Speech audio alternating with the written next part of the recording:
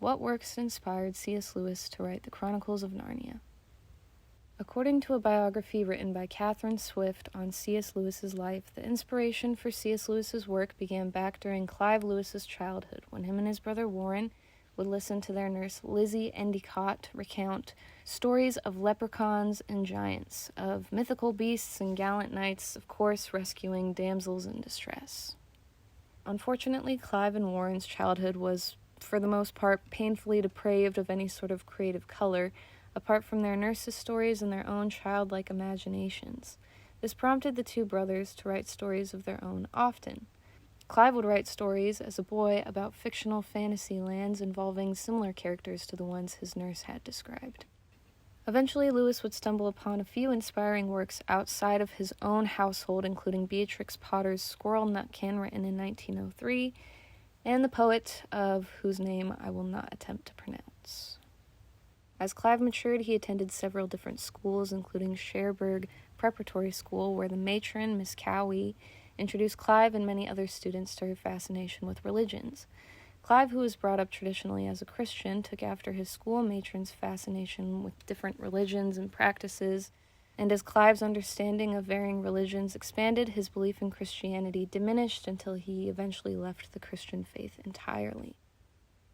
Clive had a particular fascination with Greek mythology and was greatly captivated and inspired by Richard Wagner's Siegfried and the Twilight of the Gods.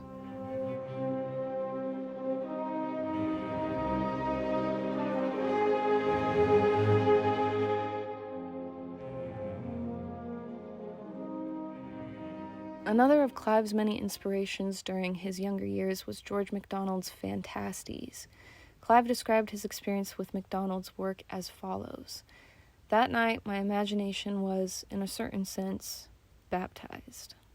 Later on, and shortly after receiving his acceptance letter to Oxford University, Clive was recruited to fight in the Great War at the age of just 19.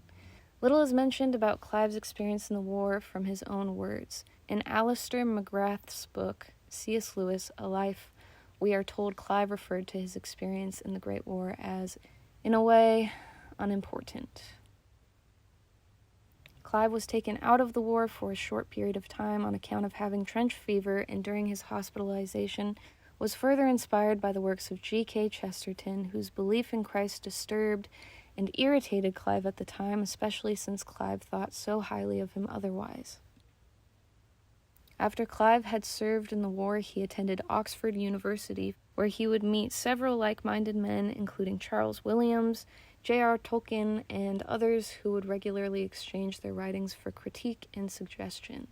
These young writers would refer to themselves as the Inklings, and were great friends for the most part.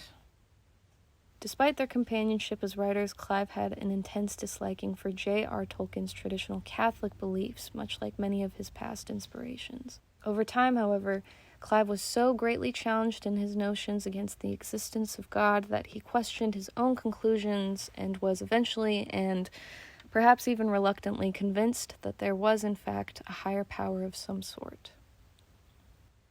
It wasn't until the unfortunate passing of Clive's father that Clive submitted himself fully to the Christian faith after experiencing a divine sense of comfort in a time of great sorrow, to the extent of which such comfort could only be labeled as a miracle in Clive's eyes. Catherine Swift comments this feeling was one of goodness, love, light, warmth, and hope all around him. The combination of Clive's childhood bedtime stories, his education and study of Greek mythology, his leaving the Christian faith, as well as his later return to Christianity, and the friendships he encountered with those of similar and opposing mindsets are what inspired C.S. Lewis to produce many well-written works, including the Screwtape Letters, Till We Have Faces, and of course the Chronicles of Narnia series we know today.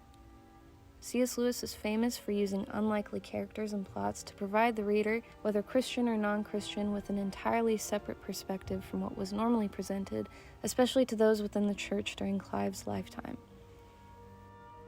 It was his ability to maintain his earliest inspirations, as well as holding on to the ones that he discovered along the way, that allowed Clive Lewis to inspire countless readers today, both child and adult alike.